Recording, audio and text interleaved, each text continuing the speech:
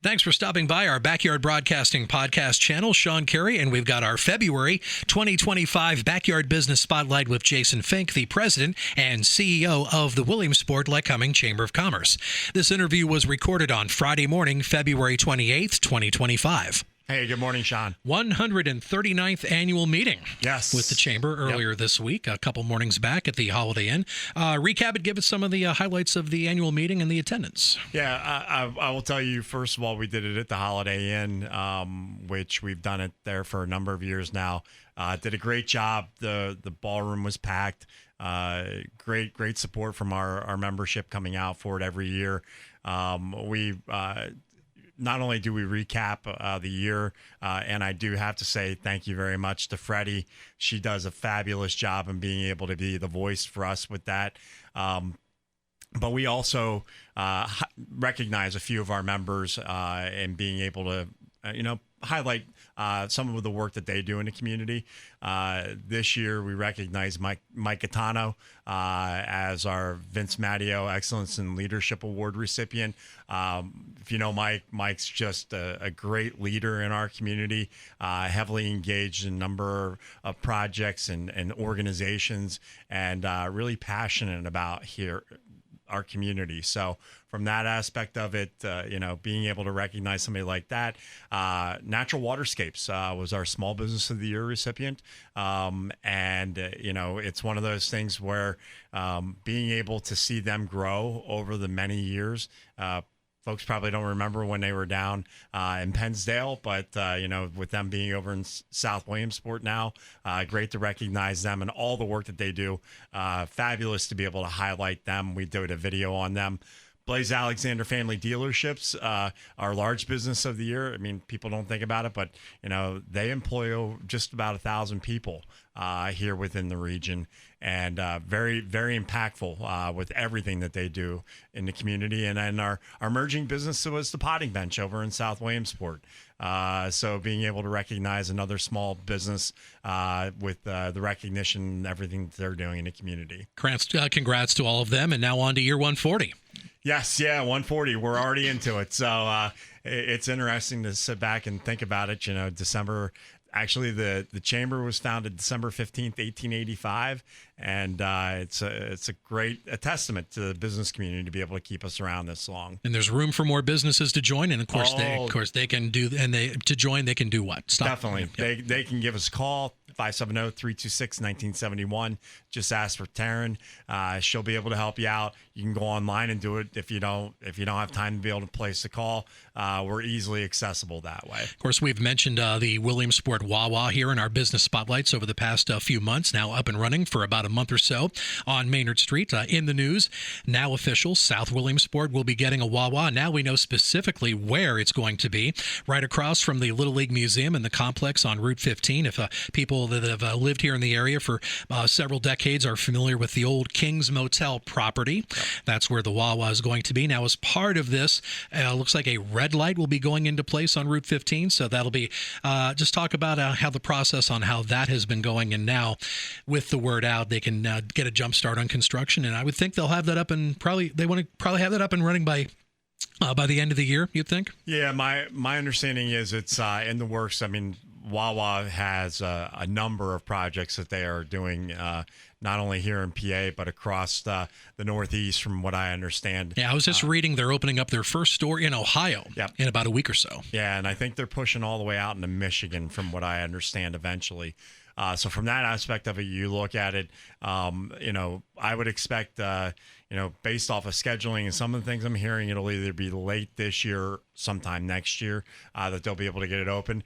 And, it's a change. I mean, I have had a number of people who have said, they're going to put a traffic light there on 15.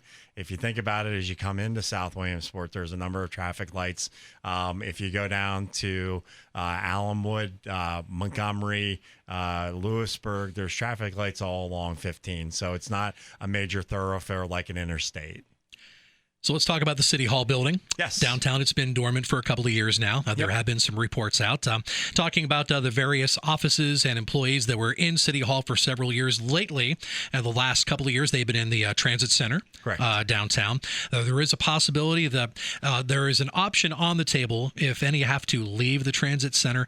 There could be an option where they could be relocated into your main building down on West 4th Street. So we can get your take on that as to that being a possibility later down the line if they want to choose that as an option. Yeah, we've had discussions, obviously, with the city administration with regards to the options that they were considering, and one of the options was to look at purchasing our office space to be able to move City Hall into it. We'll do whatever is needed to best serve the community from that aspect of it. And if they go through and determine that it's best for them to be able to acquire the building, the key thing is we don't own the building. We're a tenant as well. So all it would do is have us, vacate the lease. Obviously, we would need to find new space, but there's plenty of space that we should be able to find in the area to be able to accommodate our needs.